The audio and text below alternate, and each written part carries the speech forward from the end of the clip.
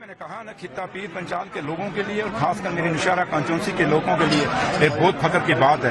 ہمارا خطہ پیر پنچال، میں اپنے خطہ پیر پنچال کے لوگوں کی طرف سے اور نوشہرہ کانسٹیچوئنسی کی طرف سے میں اپنے لیڈر ڈاکٹر فاروق عبداللہ صاحب اور عمر عبداللہ صاحب کا میرے پاس لفظ نہیں کہ میں شکریہ کیسے ادا کروں، کیونکہ ایک بہت بڑا عہدہ ہمیں دیا ہے. جس خطہ پیر پنچال کے اندر ایک منسٹری لینے کے لیے بڑا مشکل ہو جاتا تھا، آج وہاں ڈپٹی چیف منسٹر دیا ہے. اور جموں کے لیے بھی یہ فخر کی بات ہے کہ جو لوگ باتیں کرتے تھے کہ جموں کا چیف منسٹر ہونا چاہیے، عمر صاحب نے دکھا دیا بھیا کہ ہم نیشنل کانفرنس کو جماعت ہے جس نے دونوں خطوں کو ہمیشہ، پہلے تو تیسرا خطہ بھی ہمارے ساتھ ہوتا تھا، لداخ وہ الگ ہو گیا، لیکن یہ دونوں خطوں کو ہمیشہ ساتھ لے کے چلی ہے. اور آج بھی انہوں نے ثابت کیا، جب یہ فیصلہ مجھے ڈپٹی چیف منسٹر بنایا، انہوں نے ثابت کیا کہ بھائی آج بھی ہمارے لیے جموں بھی اتنا اہم ہے جتنا ہمارے لیے کشمیر ہے. تو اس لیے یہ وہ لیڈرشپ ہے جس لیڈرشپ میں بنا جات، بنا برادری، بنا مذہب، بنا فرقہ پستی کے انہوں نے ہمیشہ فیصلے لیے ہیں. لیکن جو بات یہاں چیف منسٹر کی کرتے ہیں، ان کو کہیے بھیا پہلے جموں کا گورنر تو لگا لیجئے، جموں کا ایل جی تو لگا لیجئے، پھر دوسروں کو ڈکٹیٹ دیجئے، پھر دوسروں کو باتیں سنائیے. Thank you.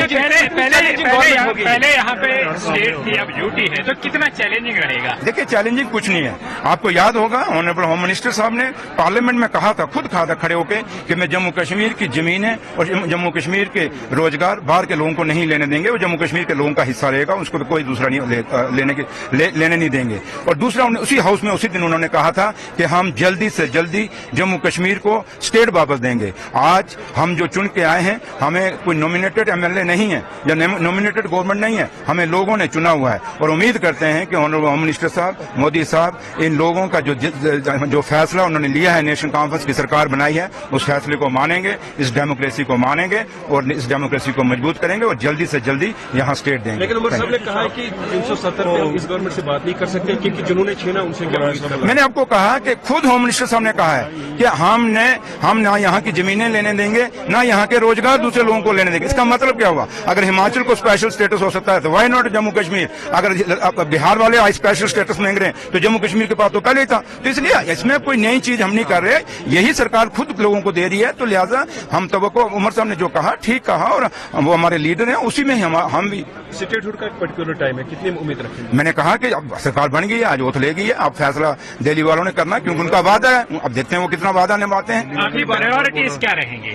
ہماری پریورٹیز تو آپ کو سب کو پتا ہے کہ آج ان 10 سالوں میں جو ایک گیپ آیا ہے، لوگوں کے سرکار لوگوں سے، عام لوگوں سے دور ہو گئی ہے. اس گیپ کو کہیں نہ کہیں بانٹنا پڑے گا، اس گیپ کو کم کرنا پڑے گا. اس کے بعد لوگ بے روزگار بچوں کا روزگار کا مسئلہ ہے، یہاں بجلی کا مسئلہ ہے، یہاں پانی کا مسئلہ ہے، یہاں ہاسپٹلوں کا مسئلہ ہے، یہاں اسکولوں کا مسئلہ ہے، یہاں ٹوریزم کا مسئلہ ہے. کافی سارے مسئلے ہیں جو یہاں جموں کشمیر میں مسئلے ہیں. ان مسئلوں کو کہیں نہ کہیں نیشنل کانفرنس نے حل کرنا. اور سب سے بڑا مسئلہ جو جموں کا ہے، کیونکہ جموں جو ہمارا دربار موو تھا، یہ مہاراجے کا دیا ہوا تھا، کسی پارٹی نے نہیں دی تھا، اور مہاراجے کے فیصلے کو ہی نیشنل کانفرنس نے آگے چلایا تھا. تو اس لیے جو دربار موو ہے ہمارا، کیونکہ ہمارے دربار بند ہونے سے جموں کی اکانومی کو بڑا فرق پڑا ہے، اور ہم جلدی سے جلدی اس کو کوشش کریں گے کہ دربار موو دوبارہ چالو ہو، کیونکہ جموں کی اکانومی کو زندہ رکھنا ہے، جموں کے ویپاریوں کو زندہ رکھنا ہے، جموں کے ہوٹلوں کو زندہ رکھنا ہے.